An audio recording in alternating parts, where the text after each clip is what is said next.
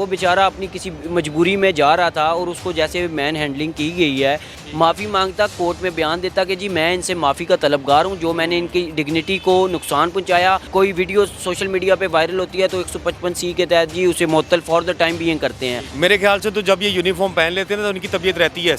ऐसे ऐसे झूठ बोलते हैं, ऐसे ऐसे बहाने बनाते हैं और ऐसी ऐसी चीज़ें बनाती हैं कि अदालतें भी तंग हो जाती हैं इनके बहाने देख के। नाज़रीन, मुल्तान में एक वाक़या पेश आता है। एक पुलिस वाला सब इंस्पेक्टर एक शहरी को, यानी कि मोटरसाइकिल पर जो बुजुर्ग शहरी जा रहा होता है प्रोटोकॉल के दौरान, एक पुलिस वाला यानी कि पढ़ा लिखा इंसान उसको पकड़कर गिरवान से उसको नीचे गिराता है। उसके बाद वो वीडियो आग की तरह फैलती है और सोशल मीडिया पर वायरल होती है। तो पहले वीडियो वायरल करने वाले मेरे साथ एडवोकेट साहब मौजूद हैं और फिर उस पुलिस वाले को सलाखों के पीछे डाल देते हैं और उस पर FIR दर्ज कर देते हैं। उस पर कौन कौन सी दफात लगाई गई है और पुलिस वाला बाहर आ चुका है। तो ये इस पर बात करेंगे। मेरे साथ दोनों एडवोकेट मौजूद है। जो हाई कोर्ट के एडवोकेट है मलक उस्मान और सलमान शाहिर साहब मौजूद हैं, जिन्होंने वीडियो वायरल की। कैसे हैं आप? ठीक है जी, अल्लाह का शुक्र जी। अच्छा, ये बताएं, ये जो मुल्तान में वाक़या हुआ, आपने वीडियो वायरल की और वो वाक़ की तरह फैली, क्या कहेंगे, ये उस शहरी को इंसाफ मिला या फिर ये छोटी सी दफात ही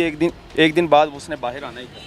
नहीं, ये इंसाफ के तकाजे ये होते हैं, जिस तरह RPO ने उसके साथ एक वीडियो बनाई और पैसे दे रहा है, ये तो किसी की डिग्निटी के साथ, अगर आप किसी ऐसे रैंक पे आपका बंदा मौजूद है, गज़टेड ऑफिसर होते हैं, ये ट्रेनिंग याफ्ता होते हैं SHOs, इनको आपकी ये तरबियत है कि आपका एक प्रोटोकॉल जा रहा है, वो बेचारा अपनी किसी मजबूरी में जा रहा था और उसको जैसे मैन हैंडलिंग की गई है, वो वीडियो जैसे ही एक उधर के सहाफ़ी ने हमारे ग्रुप में शेयर किया और मैंने वो X पे लगाई और वहाँ पंजाब पुलिस के ऑफिशियल पेज से ये रिप्लाई आया कि ये बंदा अरेस्ट किया गया है। हमने जब FIR देखी तो सबसे पहले ये इनकी जो इंसाफ का तकाजा ये था कि उसको कंप्लेनेंट बनाते और उसमें जो ऑफेंसेस नॉन बेलेबल ऐड करते, जिस तरह के साथ उसके साथ हुआ है वही ऑफेंसेस अब ये तो देखने में मेडिकल में आए कि क्या उसको इंजरी एट्रीब्यूट की गई है। उसमें 155C जो इन्होंने पुलिस रूल्स का एक खाता डाला हुआ है, जब ये कोई वीडियो सोशल मीडिया पे वायरल होती है तो 155C के तहत जी उसे मुअत्तल फॉर द टाइम बीइंग करते हैं। लेकिन असल इंसाफ ये था कि उसको उसकी मुद्दत में FIR दर्ज करते, फिर वो अफसर बाकायदा माफ़ी मांगता, कोर्ट में बयान देता कि जी मैं इनसे माफ़ी का तलबगार हूँ, जो मैंने इनकी डिग्निटी को नुकसान पहुँचाया। और पूरे एक सोशल मीडिया ने एक इस इंसाफ, ये तो ऐसी वीडियो थी जो उधर मौके पे कोई बंदा नेक मौजूद था, उसने बना ली और उसने शेयर कर दी। ये ऐसा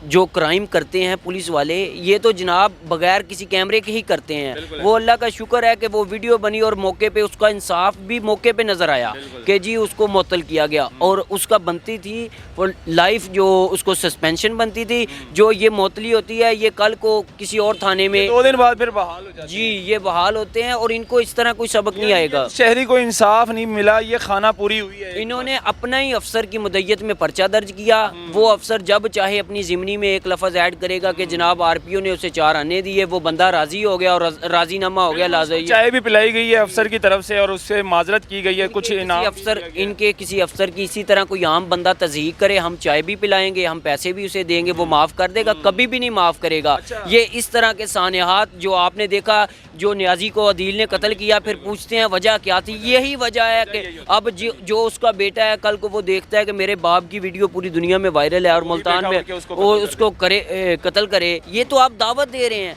ये आप ऐसी नहीं सज़ाएं इसको बताएं कि जब पुलिस के अफसर इस तरह का मैन हैंडलिंग करेगा किसी पाकिस्तान के सिटीजन के साथ तो उसकी क्या सज़ा है, उसको वो लाइफ टाइम के लिए करे। आपको क्या लगता है ये ट्रेनिंग में इस तरह की चीज़ें बताई जाती है पुलिस वालों को, ये बड़े अफसरान क्या ये बताते हैं कि आपने आम शहरी के साथ इस तरह का सलूक करना है और इस तरह पेश आना है, उनको गिरवान से पकड़ना है, नीचे गिराना है प्रोटोकॉल के दौरान? असल में ट्रेनिंग में ये चीज़ें सिखाई जानी चाहिए, लेकिन बदकिस्मती से पिछले 2 साल में जो पंजाब पुलिस को जिस तरह पॉलिटिकल विक्टिमाइजेशन के लिए यूज़ किया गया है, तो फिर ये अपना इख्तियार समझते हैं कि अगर हम सियासी लोगों के काम आते हैं तो हमारा भी कोई इख्तियार है। मैं आखिर SHO लेवल का बंदा हूँ, अगर मैं किसी को ये आम जीने के लायक ही नहीं उनको समझते, ये हकारत की निगाह से देखते हैं। हमारा जो मेन कंसर्न है, जब तक ये हमारे सियासी जो लोग हैं ये इन लोगों के लिए की इस्लाह के लिए कोई अच्छी इस्लाहात नहीं करते तो ये इसी तरह का काम होता रहेगा। आपको क्या लगता था कि उस टाइम जो पुलिस वाला था, जो सब इंस्पेक्टर था, उसको कोई घर से कोई टेंशन थी, कोई प्रॉब्लम थी,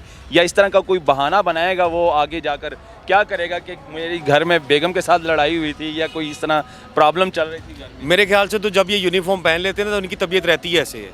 इनके बहाने ऐसे ही रहते हैं। जैसे ही सुबह यूनिफॉर्म पहनते हैं उठ के, तो इनको किसी ना किसी प्रॉब्लम का शिकार रहते हैं ये लोग। ये उस कंडीशन में शिकार रहते हैं कि जब इनसे कोई गलती हो जाती है, जब इन्होंने कोई गलत काम कर देना होता है, तब ये, क्योंकि ये अपने ऑफिसर्स के सामने अदालतों में ऐसे ऐसे झूठ बोलते हैं, ऐसे ऐसे बहाने बनाते हैं और ऐसी ऐसी चीज़ें बनाती हैं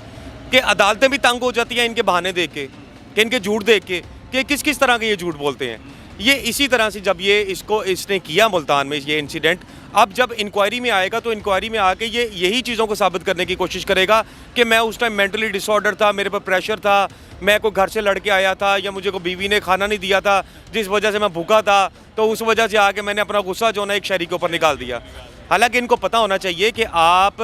जब अपनी ड्यूटी पे आते हैं तो ड्यूटी पे आपका फ़र्ज़ है कि आपने सिटीजन्स की, शहरियों की हिफाजत के लिए मामूर होना है, उनके तहफ़्फ़ुज़ के लिए होना है, उनके मुहाफ़िज़ हैं, उनके मुहाफ़िज़ के लिए होना है। लेकिन जब आप उन्हीं शहरियों को without due process of law आप इस तरह से मैन हैंडलिंग करेंगे, तो आप सोसाइटी में भी लोगों के लिए अपने आप को ख़राब कर रहे हैं और अपने पूरे डिपार्टमेंट के लिए ख़राबी बन रहे हैं। उनके टैक्स से उनके घर का सिस्टम चल रहा होता है। डेफिनेटली ये जिन लोगों का खा रहे हैं, ये मतलब हम हैं, आप हैं, हम सारी अवाम है, इन लोगों के टैक्स के बिजली का बिल है, पानी का बिल है, ये सारी जो इनकी जो चीज़ें होती हैं, टैक्सेस होते हैं, उन टैक्सेस के पैसे तो इनको जा रहे हैं, उन्हीं से तो तनख्वाहें इनकी जा रही हैं। हमारी पंजाब पुलिस के बड़े अफसरान देख रहे हैं, आईजी और सीसीपीओ साहब और डीआईजी ऑपरेशन, कौन सी चीज़ ठीक करनी चाहिए पंजाब पुलिस की? जो नीचे तबके के अफसरान हैं, मतलब एएसआई हो गए, सब इंस्पेक्टर हो गए, कांस्टेबल हजरात हो गए, इनको क्या चीज़ ठीक करनी चाहिए? जी, इनको बेसिकली जो हमारे हाई ऑफिसर्स हैं, इनको चाहिए कि जब भी आप फील्ड में कांस्टेबल्स को, एएसआई को, सब इंस्पेक्टर को, एसएचओ तक के लोगों को भेजते हैं, तो इनको इतनी ट्रेनिंग